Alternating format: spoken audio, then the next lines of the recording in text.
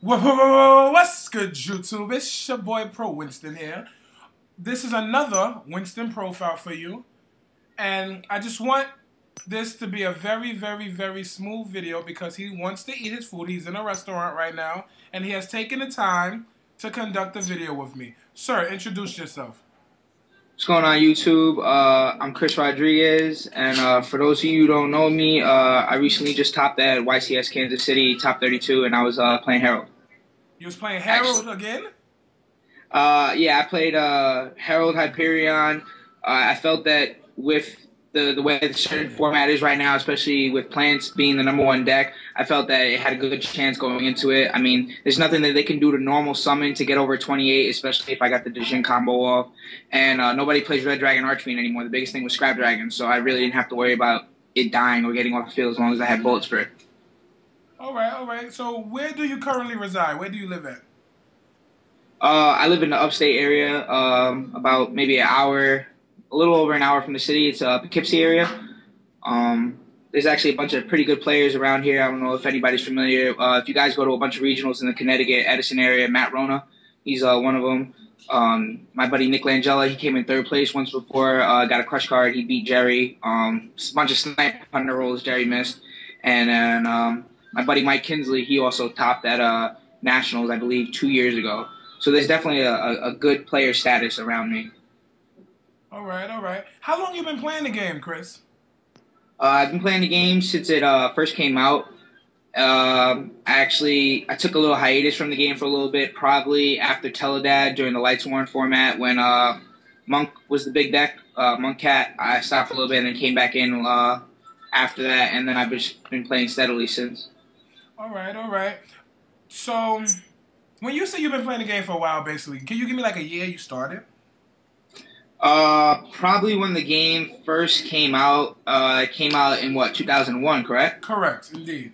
Yeah. Excuse me while I just eat my plate of Spanish food. I'm sorry. Go ahead. I remember actually the first pack I ever pulled was a Man-Eater Bug, Hollow, and I was happy as anything, even though I didn't know what the cards did. I was just like, this has to be something good if it's a foil. So. All right. Ever since then, to the game state as of now, do you feel like the game improved or got whack or whatever the case may be?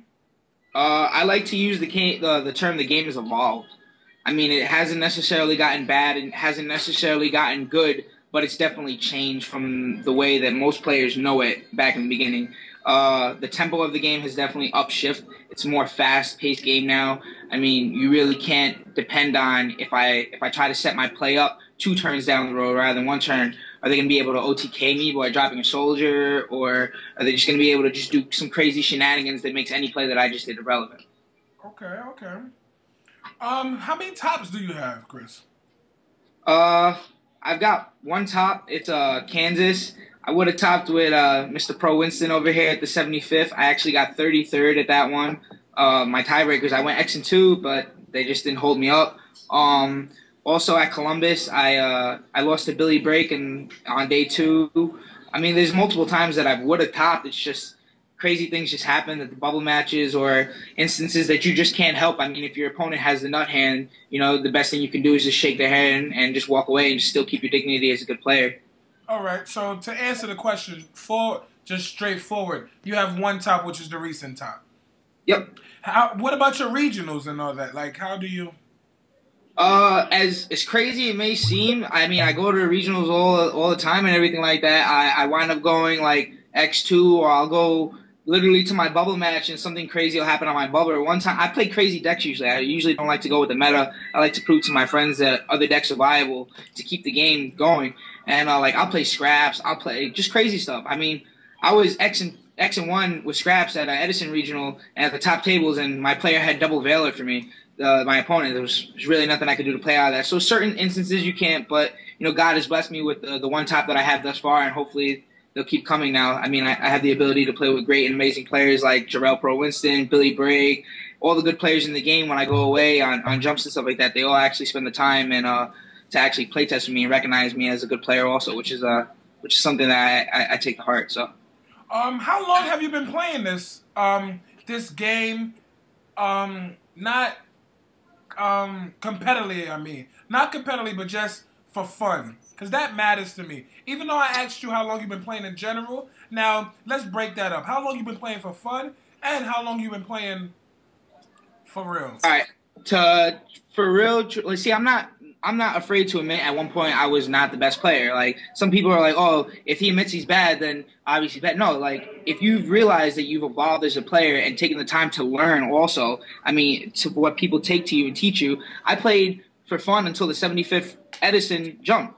Until then, I just played for fun. The 75th jump is actually when I started taking it and trying to take it to a competitive level, and I started going to jumps after that.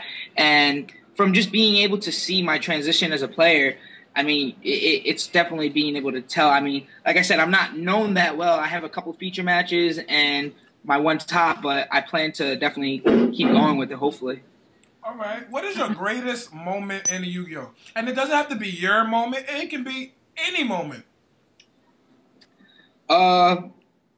My greatest moment in Yu-Gi-Oh probably was when I actually realized that I established myself as I felt as a good player and meeting the other good players around me. Like when I was actually able to meet them and constantly conference with them on a consistent basis and get their input and intake on things, I actually realized almost like another stage of me as a player. So probably, like I said, meeting you, meeting Philly, meeting Johnny Nagel, and all of them is definitely one of the changing moments in my game and probably one of my favorite. So. All right. What is your interpretation of a misplay? The interpretation of mine as misplay is if you don't capitalize upon a situation thinking you have extra time, or say you go Scrap Dragon instead of a Stardust because you made a different read. So reads can also be considered misplays also. If you underestimate your opponent sometimes, or you sometimes give them too much credit, I mean, that can be also considered as a misplay. Everything accounts to it. I mean, just from down to writing your sideboard, your extra deck, just not putting an exceed if you want it, sideboarding. I mean, everything like that. Even what I consider like smoke screening. If you're trying to transition a bunch of cards from your deck into your sideboard and you don't want your opponent to know, I definitely think smoke screening is a big thing. I did it at the jump because I sided from Herald into straight agents. And not once did I skip a beat. If I did, people would have seen that I was siding in a different amount of cards and maybe change their outlook. All right, he's siding a bunch of stuff. Maybe he's going into something different, or maybe I should try and do other things. So just certain tactics that are not necessarily on the playfield, but also even like shaking your opponent's hand at the end. I mean, regardless of how the game went, sportsmanship. If you don't have good sportsmanship, that can be also seen as a misplay also, because your reputation becomes degraded. No matter how much of a good player you were that match, if you're like, oh, screw you, you know, you're a sack, blah, blah, blah, you know, somebody's going to be like, well, he's a bad player, he's a poor sport. And that's a misplay on your half because reputation is a lot in this game. All right. What are the top decks to you right now? Top decks to me right now are Plants. I feel Agents are still a big #1 contender. They've kind of gone into the darkness a little bit. Nobody's giving them the proper credit that I feel that they should have. I mean, people are only citing maybe T-Kings and Leech in the Lights. You have the occasional like D-Fissure, which also hurts them. But, I mean, with a Hyperion, they can just drop it from the hand, and if they have a gotcha in the field that die, the material goes to the graveyard anyway. So people definitely underestimate that. I feel that Rabbit itself, not necessarily Dino Rabbit, but Rabbit as an engine, just like how they use the plant decks, is it's going to revolutionize this game, I feel, eventually. Not necessarily now, but at some point down the road, I feel that Rabbit is also going to be the #1 contender. And what you play, Card Curries. Because if you don't have a Max C, you lose. Indeed true. If you had to name one player that you admire at this current time, who would it be? It could be a pro player, it can be a legend, or it could be a player that's not known, because I will get to know them on my next video if they're unknown. There's a lot of great players in this game that I admire for their skill, and as funny as it may seem, I feel that the players that are not always in the spotlight are sometimes the ones that show you the most and make you who you are. So you guys probably don't know him unless you go to, like I said, Stratford or Edison Regionals, but probably my buddy Matt Rona. He's an amazing player. He's got like 13 regional tops under his belt, 13 or 14. He just topped the last tour guide tournament up in Stratford. And he just doesn't have the money to be able to go to the jumps. There's a lot of great players out there that financially aren't able to keep up with the game at some points. So they go into the shadows. Like my buddy Matt, he's coming me to a couple jumps, but he can't consistently go like I'm able to, unfortunately. So I feel that if he was able to go more, and players that we not necessarily don't know, but I guarantee you there's players by you that is amazing players, but we don't get to see much, you know? So it's people like that we tend to, everybody knows Billy Brake. Everybody knows Jarrell Winston. Everybody knows, Philly Luna. But what about the guy around the block that's an amazing player that you never heard of, and that he can go toe-to-toe with the greatest at any moment? So my hat tips to my buddy. He in a way, I call him my sensei because he taught me a lot. And I feel at one point in the game, somebody tells you something that really opens your eyes and makes you realize the game you finally understand it. There's a difference between playing and finally understanding the game. And he actually has a quote that really made me realize the difference and opened my eyes. I don't know if you want me to share it with you. Share it. Why not share it? It's kind of funny when I say this, but I asked people, how many life points do you have? He told me, you have 8,000 life points. Realistically, until you lose, how much do you have? 100. So my buddy goes to me, if you have 7,900 life points, why are you playing cards? And I looked at him and I said, what do you mean? He says, why are you playing cards? You don't necessarily, this was like back when I finally first realized, he said, you don't necessarily have to use the bottomless on the first monster or the book on the first tuning opportunity. He says, think a play or two down the road so you can eat a little bit of life points, but as long as you can make your ultimate play push back, it doesn't matter if you win by 100 life points. Like Caesar said in his last video, life points are nothing as long as you're still alive and you win at the end. So. Matt Rona's a very, very intelligent player. I know him.